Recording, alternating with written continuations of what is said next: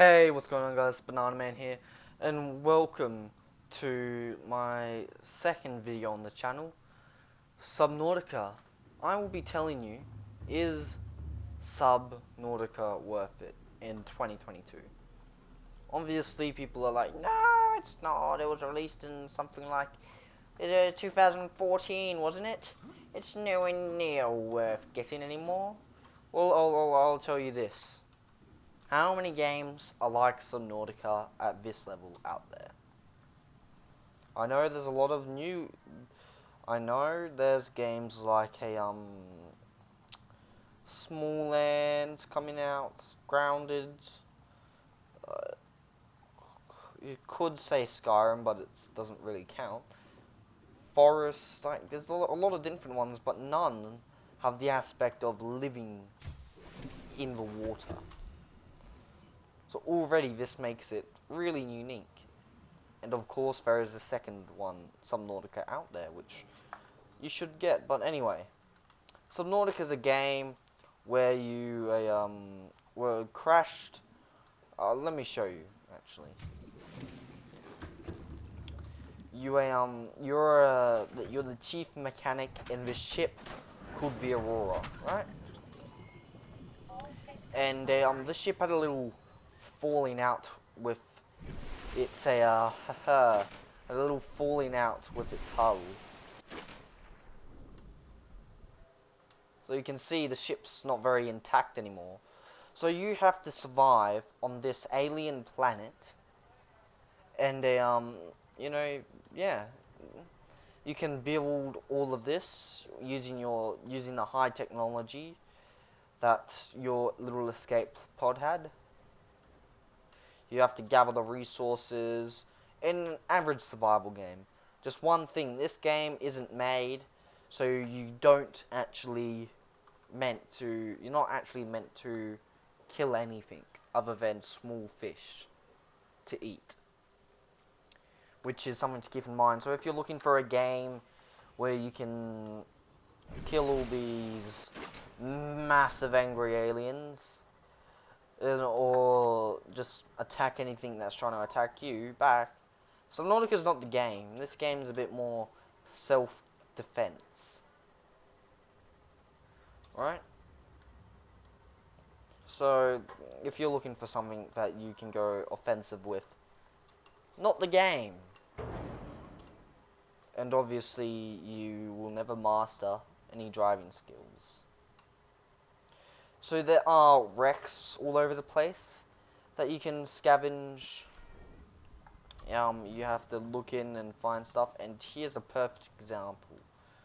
I've scanned all of these, so I never need to actually scan this. You can scan a little items. You can scan things that you find all around the place. Don't think there will be any more. I think I would have scanned them all. Yeah. And so that's just one of the many things you can do in this game. You can build your base, you can play creative, and each fish, like this one right here, I can make now a bottle of water. So it's very, very simple in mind. They've kept it simple at the same time, keeping it advanced. Yeah, and there's tons of different things you can pick up. Every single thing you find, most likely having some type of a thing, like even this. Wait, look, see, I'm gaining, and I can pick the mushrooms. Very few things you can't actually get, like just props, really. Yeah, so there's a ton of things you can get. Everything you find, I guarantee it. There's gonna be like one or two things that you can't pick up. Table coral. See, now you can pick up table coral. This, you can get seeds from it. Yeah, see? And everything has a purpose in this game. Also, and that's about Subnautica, you can build beacons, and there is a slight storyline there is a way, there is a storyline in this game, just to keep in mind.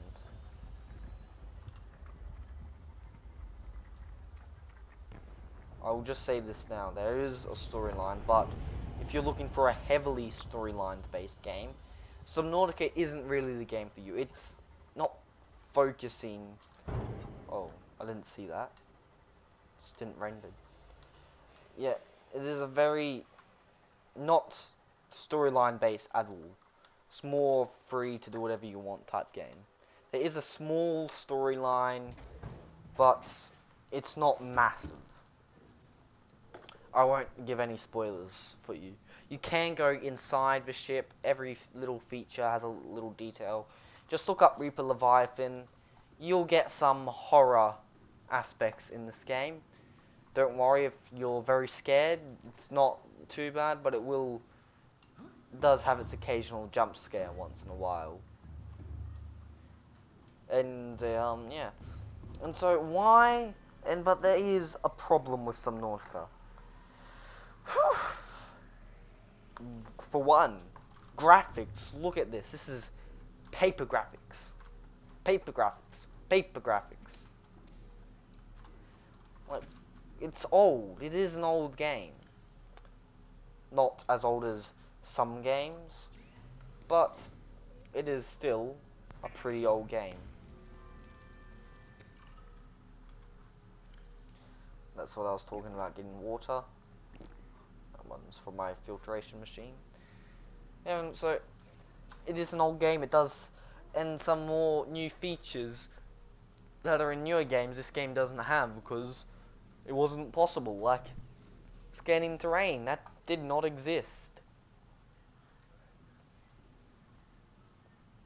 Like, I mean, it's just a few little pointers there for you.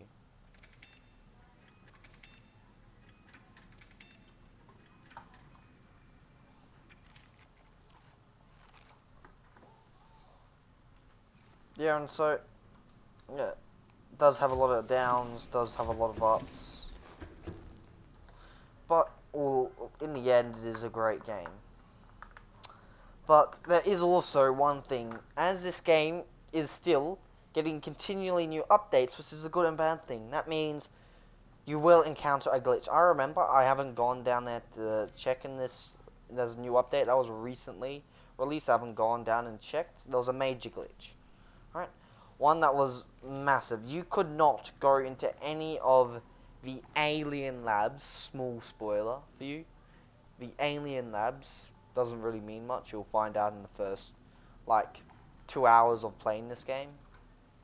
Pretty much out of the, how many hours? I've spent like 60 hours, something, just trying to get down to the Lost River. So it is a big game. Yeah, and so, like, the first 2 hours of playing this game, I found, like, yeah, so it's not a big deal. Yeah, and so, it is, like, it can't go down into the more advanced alien labs. I find that ridiculous. Because the game basically just has a freak out, and, I mean, you get a frozen image. And then, yet again, you have this little box under your computer.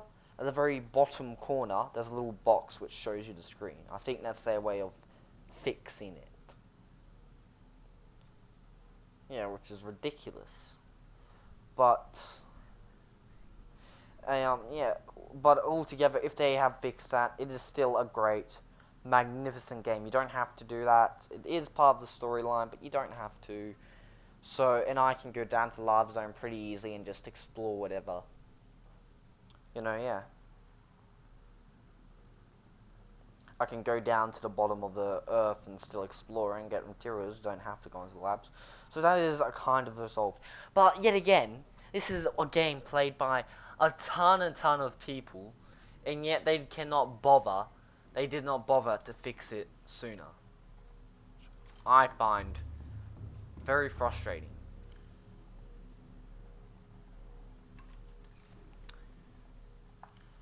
Yeah, and so that's just one of my concerns.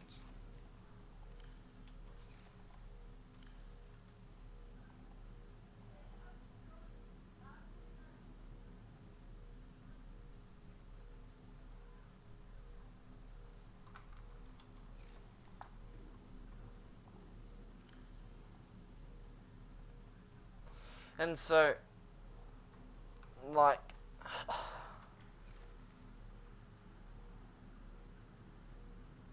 I mean, just why? Like, it's a ridiculous. It actually kind of makes me a bit frustrated because I really want to go down and say hello to a Sally's dead body. You can't actually go down and talk to her. I'm not going to mention who Sally is. Yeah, you'll probably know it's the most important alien in this entire game. I've called Sally. It's endgame alien too, and so yeah, I find that really, really upsetting. But yeah, anyway, is it?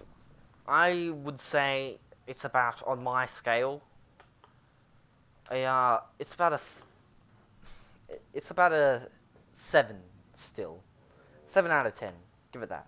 It is a great game. If they fixed the glitch, it would easily be 8 out of 10. It's 8 and 7, like kind of in between that. It's a great game. I would highly recommend it. But if you're looking for something where you actually attack and kill, there's other games out there like Grounded is a better survival game for that. There's a new game called Smallland that is coming out soon, so that would also be a better game in that scenario, I'm assuming. Yeah, and so there's like Forest, another one. Yeah, but I mean, if you don't really care about needing to kill anything, then what's holding you back? Go get Subnautica. It's, it's a great game.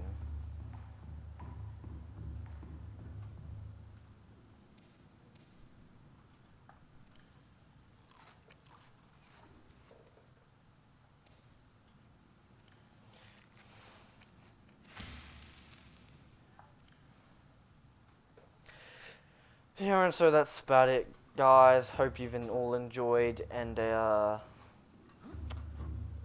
and go check out some of my other videos. Hope you've all enjoyed, and catch you all next time. See ya.